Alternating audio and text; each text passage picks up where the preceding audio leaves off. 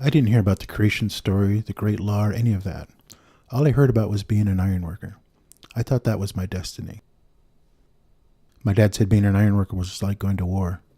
You never knew if you were going to make it through the day. I came from a long line of warriors. However, I was a conscientious objector to war. My older brother, Russ, was my hero. He always protected us. When he worked, it reminded me of a sky ballet. Big pieces of iron swinging through the air, men in constant motion, placing those beams and girders together. I could never walk the beams with the confidence and grace that my brother had. I remember the day then when I decided I wasn't going to be an ironworker like my dad and brothers. I was carrying a big air hose, walking across this beam, and all of a sudden the air hose began to fall off. It almost pulled me off the iron. So I let go of it and watched it fall. When it hit the ground, I could see myself lying there. I knew that I belonged somewhere else. I was afraid to tell my dad that I wanted to go to art school instead of being an ironworker. I imagined he would get mad at me and actually question whether I was his real son or not. I didn't know if I had the courage to live my own life my own way.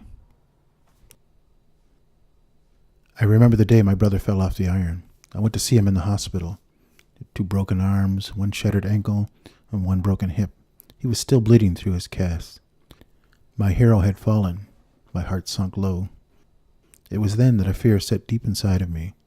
I did not want to end up like that. I had to face my dad, and I told him that I was not cut out for ironwork. When I told him I wanted to go to art school, he only said, "Well, be the best artist you can be." I think we were both relieved. He had already known my heart wasn't in it. He said I had to live my dream, not his. My mother was relieved as well. She didn't want to see another one of her sons walking the iron. She lived in fear each day, not knowing if her husband or her sons would get killed on the job.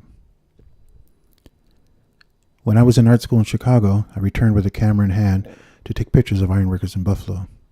Through the lens, I could capture the magic when these men made buildings rise out of the ground.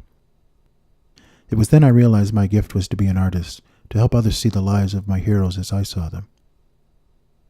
But fate always adds twists and turns. As it turned out, my other brother, Jim, was killed in a car wreck while going to college. My parents had sent us to college thinking that it would be safer. My dad could no longer work as an ironworker. Nothing seemed to make sense anymore. At the age of 55, he became an artist. Sons follow fathers, so my other brothers became artists as well. Who would have ever thought that a family of ironworkers could become a family of artists? Me, I still think of them all as my heroes. It takes great courage to face a blank canvas, a raw hunk of stone, or a fallen antler, and try to make beauty from it. Our art can take us to places higher than the buildings we ever used to make, and connect us to the unseen spirits that surround us.